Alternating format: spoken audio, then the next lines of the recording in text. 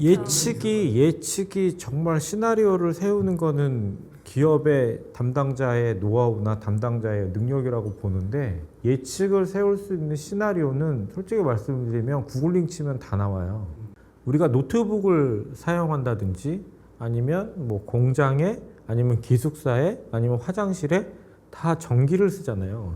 전기는 기본적으로 내가 고지서에 찍힌 것만큼 한전한테 구매를 하고 고지서에 맞는 금액을 내야 돼요. 전기값에 대한 상승들이 계속 고민하게 되고 구글에 치시면 많이 나오잖아요.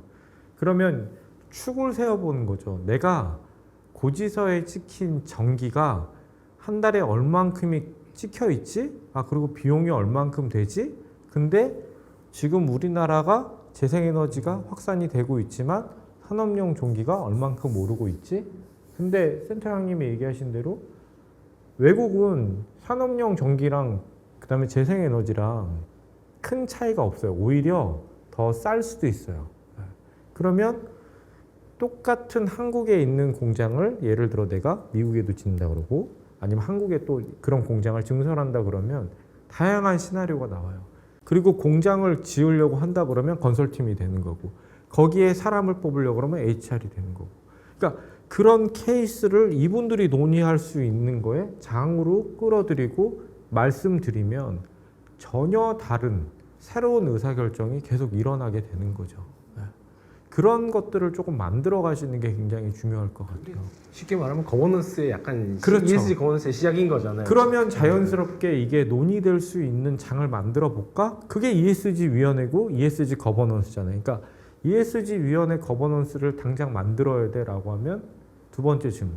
그럼 무슨 아젠다를 올려야 되지? 무슨 주제를 갖고 논의를 해야 되지? 그런 또 고민에 빠지게 되는 거죠. 그러니까 그게 자연스럽게 만들어 줄 수 있도록 논의를 하게끔 해야 돼요. 그러니까 케이스를 만들고 케이스로 회의할 수 있는 장을 만들고. 네, 이거 보시는 우리 중소중견 그 실무자분들께서 딱 두 개가 필요한 거예요. 하나는 데이터가 필요합니다. 그러니까 우리가 지금 어디에 있지? 최소한 아까 전기를 우리가 얼마만큼 쓰고 있는지, 우리가 탄소 배출을 얼마만큼 하고 있는지, 최소한의 내가 두잉 비즈니스를 하면서 내고 있는 데이터 값은 기본적으로 있어야 된다. 기본적으로 있어야 되고, 그리고 앞으로 시나리오 분석을 하기 위해서 여러 유관 부서들과 ESG 담당자가 이야기를 하고 논의를 하는 게 어설프거나 어색하지 않아야 된다. 그게 결국에는 이제 ESG 플랫폼이 있는 거죠. 처음에 제가 그 생각이 나요. LG화학 처음 만났을 때 ESG 부서의 투비를 함께 그리는 거였는데 전략을 셋업을 하고 투비가 결국에 허파 같은 역할이었습니다.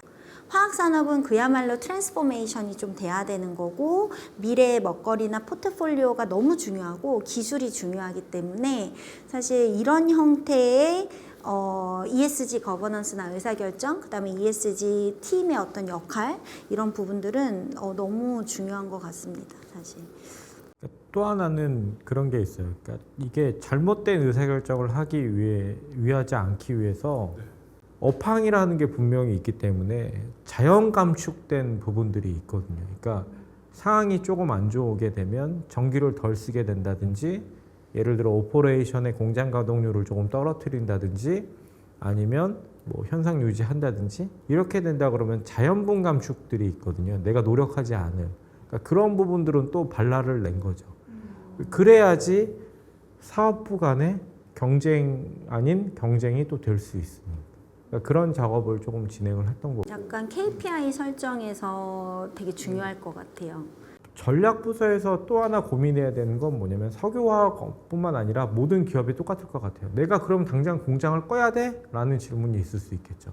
공장을 끌 수는 없잖아요.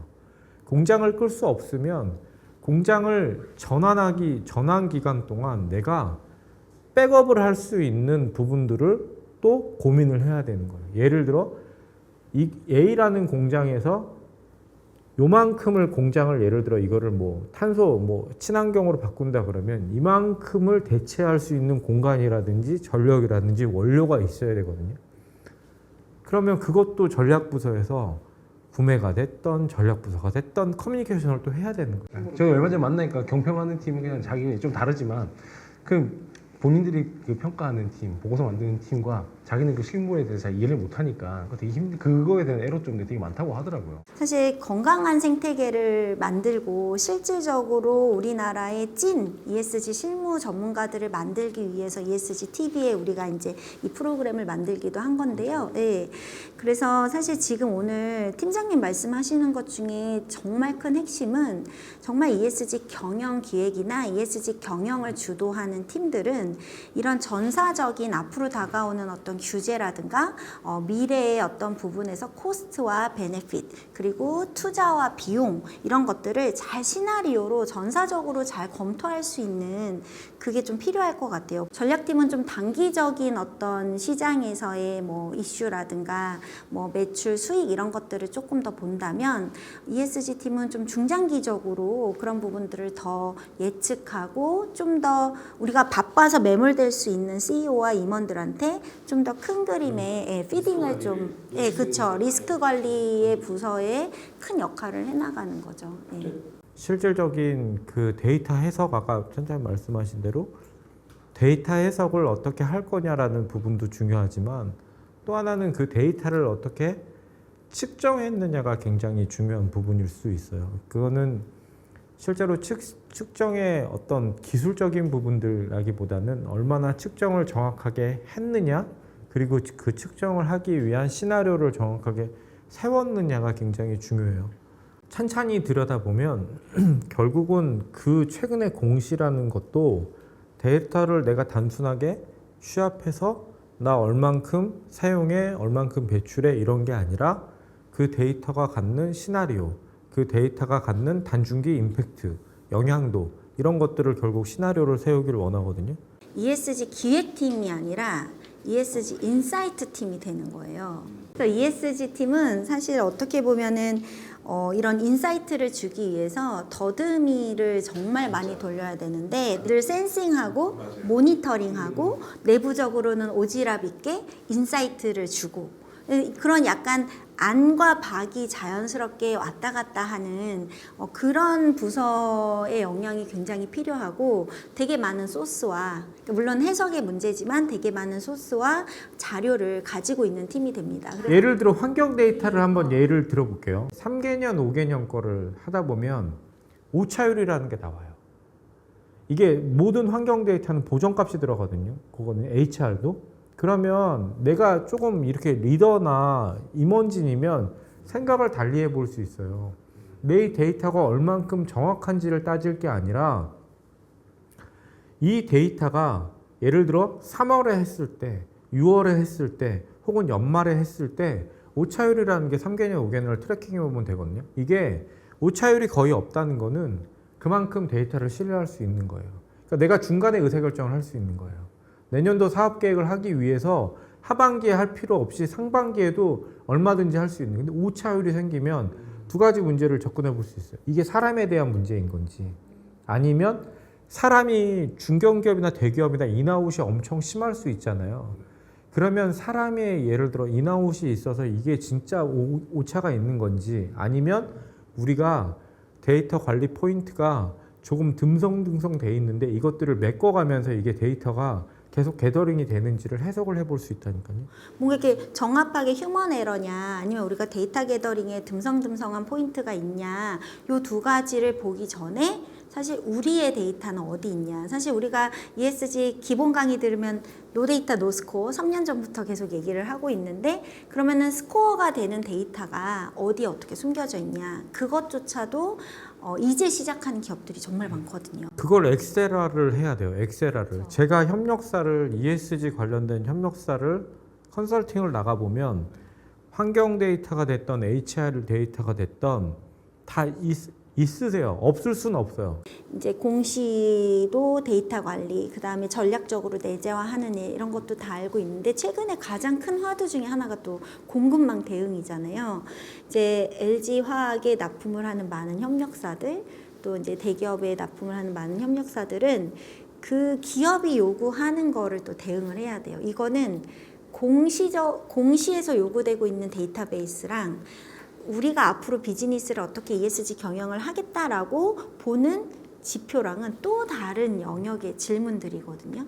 우리가 ESG 철학을 가지고 정책을 가지고 거래를 할 때 컴플라이언스적이거나 리스크적으로 요소를 갖고 있진 않냐라고 점검하는 포인트들인데 그것 또한 데이터 관리의 한 축이에요. 그러니까 데이터 관리가 크게 세 축이 있는 거죠. 하나는 공시에 관련된 거, 하나는 우리 거래를 위해서 협력사에 관련된 코드 오브 컨덕트, 약간 행동 강령에 우리가 이제 하는 거, 그리고 또 하나는 내부적으로 ESG 경영에 대한 의사결정을 하기 위해서 핵심 지표라든가 핵심 KPI나 과제를 관리하는 일, 이렇게 세 개가 어떻게 보면은 정보 관리 중에 하나입니다.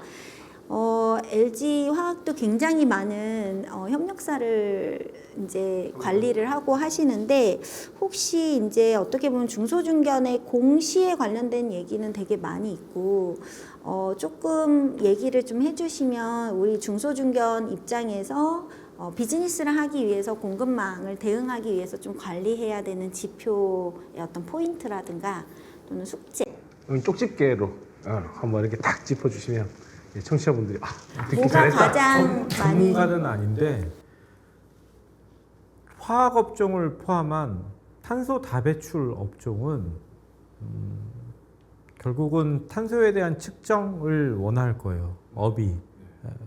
그렇기 때문에 저희도 이제 협력사한테 동반 성장에 대한 어떤 이러한 프로그램이나 아니면 LCA적인 정과정 평가의 일환으로 협력사한테 도움을 많이 드리고 있는데 결국은 탄소 다배출은 수출 경쟁력, 기업 경쟁력을 갖기 위해서는 탄소 문제에 대해서 자유롭지 않을 거고 그거를 협력사들한테 계속 지속적으로 요구를 할 거거든요.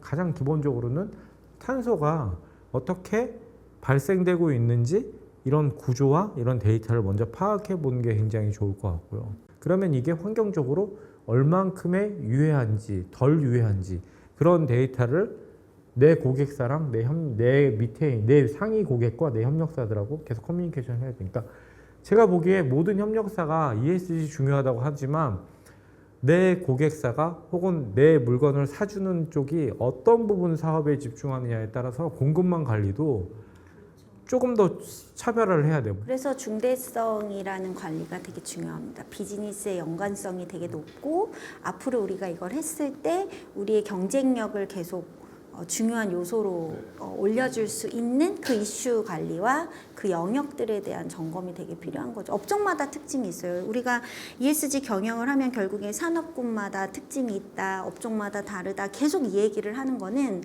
그 산업군에서 요구되고 있는 어떤 규제라든가 또는 거기에 시장 플레이어들이 만들어내는 중요한 가치들이 있어요. 그런 부분들을 우리도 그 시장에서 들어가서 활동을 하려면 그거는 맞춰야 되는 거죠. 고객사가 요구하고 있는 여러 가지의 방점 영역, 중점 영역, 중대성 이런 것들을 잘 점검해 보시는 게 중요합니다. 우리 오늘 얘기하기로 했었던 ESG 기획팀의 고충이라고 하는 게 기획만 잘해서 되는 게 아니라 ESG 팀은 전반적으로 사실 이제 올라운드 플레이어가 다 돼야 되는 느낌이네요. 그렇죠. 정책을 만드는 거는 사실은 규제 당국 국가에서 만드는 거잖아요. 그러면 ESG 업무라는 거는 결국 그런 규제가 우리 기업한테 유익하도록 작용을 해야 되기 때문에 정책을 지원할 수 있는 우리가 일명 대외협력이라고 하잖아요.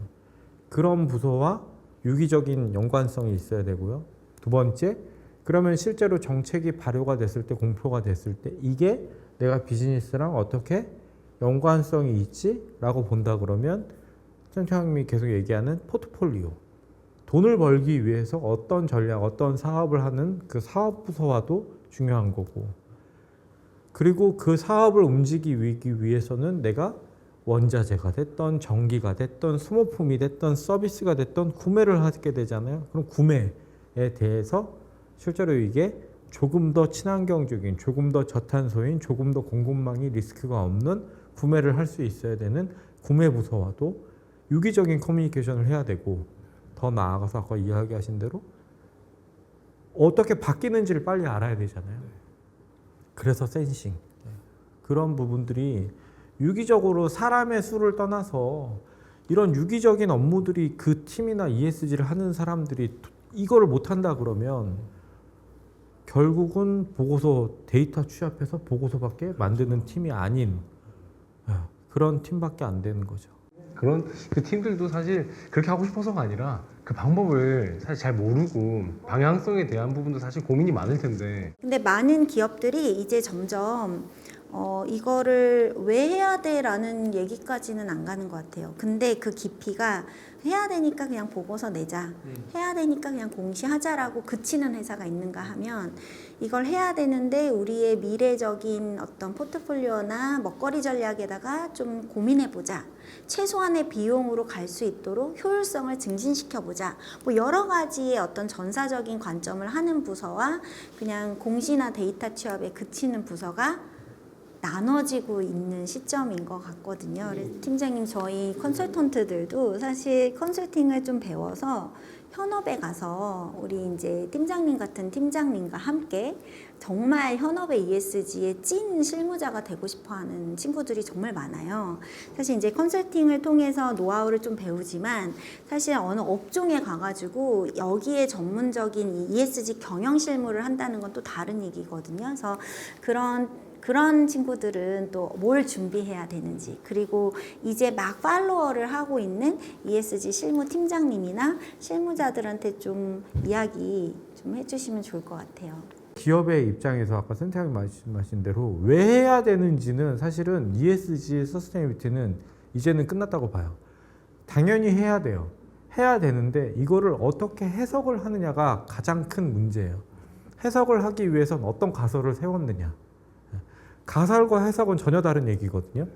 가설은 오히려 허무맹랑할 수 있어요. 제가 후배들한테 하는 얘기는 허무맹랑한 가설이라도 논리가 있어야 된다는 거예요. 오히려 허무맹랑하지 않은 가설을 세우게 되면 우리가 너무 단편적으로 규제 대응용밖에 안 된 거예요. 전혀 다른 얘기예요. 똑같은 정책이 있더라도 정말 어떻게 내가 한 기업, 한 샘플 혹은 여러 개라도 내가 선택과 집중을 해서 이거를 내 거를 만드냐가 진짜 다른 얘기인데, 막연하게 친구들하고 얘기를 해보면 이론은 너무 많이 알아. 이론은 많이 알고 있는데 그 다음 단계, 그러면 네가 실제로 이거를 적용을 했을 때 문제 해결. 어떤 시나리오를 적용해 볼 거지는 몰라. 그러니까 단순하게 그냥 이론만 알고 있는 거지. 이론만 알고 있으면 기업은 더 이상 ESG는 당연히 해야 되는 건데, 그리고 ESG는 결국 생존의 문제이면 생존의 문제는 전략의 문제인 건데, 전략부서, 기획부서는 단순하게 실행부서가 아니거든요. 가장 필요한 DNA는 뭐냐면 문제 해결력, 그리고 중장기적으로 논리적으로 전사적으로 이 프레임을 짤 수 있냐, 그 시나리오에 대한 논리력과 쏟아지고 있는 거대한 정보에 대해서 필터를 걸고 해석을 할 수 있냐, 이 역량이거든요. 이거는 어떻게 보면 굉장히 논리적이고 전략적인 사고에 가까운 역량을 되게 필요로 하기 때문에 과거로 치면은 전략팀? 전략기획부서의 그냥 오리진스를 그대로 갖고 있다라고 보면 될 것 같아요. 신사업에 대한 고민도 그런 방식으로 이렇게 표시 나가는 그렇죠. 거잖아요. 근데 이제 환경이나 이런 어떤 부분의 규제나 이런 거에 대한 이론과 지식에 너무 우리가 이제 매몰되다 보면은 그 논리적 사고나 약간 그런 방식들, 이런 것들을 트레이닝할 수 있는 것들을 좀 놓칠 수 있지 않을까라는 그러니까 생각. 측정에 매몰되다 보면 나는 측정밖에 못하는 사람이 되는 거죠. 근데 해석을 할 수 있는 사람과 시나리오를 썰 수 있는 사람은 전혀 다른 얘기인 거죠. 이제 우리가 보이는 ESG라는 새로운 프로그램이 런칭이 됐고, 또 지금과 포맷과는 좀 다르게 진짜 이제 날 것으로 지금 가고 있단 말이에요. 이제 날 것으로 가면서 인사이트도 많이 전달해주고 계시고, 그 이제 마무리하는 차원에서 아까 이제 후배들에게 또 이제 하고 싶은 이야기는 하셨으니까, 이 보이는 ESG가 어떤 방향으로 가면 좋을까? 전 더 이상 개념 설명하는, 개념을 이렇게 나열하는 것보다는 조금 더 실무형으로, 그리고 실제 적용해 볼 수 있는 다양한 사례, 다양한 산업군의 어떤 그동안의 실패 혹은 그동안의 일을 하면서 실질적으로 적용해 봤던 이런 부분들의 노하우, 이런 것들을 조금 더 끌어내시면 오히려 더 좋지 않을까. 그 저는 나중에는 또 기존에 한번 뭐 나오시고 이게 아니라 또 우리 김종필 팀장님도 저희 이제 어떻게 보면 멤버가 됐고 또 다음번에 또 화학 업종이 있으면 또 두 분 모셔서 같이 또 이야기해 볼 수도 있고 저는 좋은 출발점 같습니다. 사실 한국에 없어요. 이렇게 약간 실무자들의 어떤 노하우라든가 또 플랫폼화 시킬 수 있는 부분들이 없기 때문에 요즘 그 카카오 오픈톡에 많은 실무자 모임이 있어요. 익명으로. 얘기 많죠. 뭐 취업부터 시작해갖고 계산법부터 시작해서 또 우리의 미래가 어떻게 되냐 이런 ESG 실무자들도 많이 있습니다. 그래서 그런 분들의 약간 커뮤니티 또 되게 좋은 널리지 쉐어링 플랫폼이 될 수 있으면 좋을 것 같고요. 우리 또 다음에 또 이제 댓글이 달리면 또 한 번 더 나와주신다라는 생각을 기반으로 하면서 오늘 LG화학 이야기 잘 들어봤습니다. 네, 1편이었지만 상당히 생동감 있게 많은 얘기들이 담겨졌고 앞으로 또 우리 보이는 ESG 또 ESG TV 대한상의 으쓱 플랫폼 많이 사랑해 주시고요. LG화학도 우리 지평 경영 컨설팅 센터도 항상 여러분 관심 있게 지켜봐 주셨으면 감사하겠습니다. 네, 그럼 오늘 여기서 보이는 ESG 마무리하도록 하겠습니다. 너무 고생 많으셨습니다. 감사합니다. 네, 고생 많으셨습니다. 네.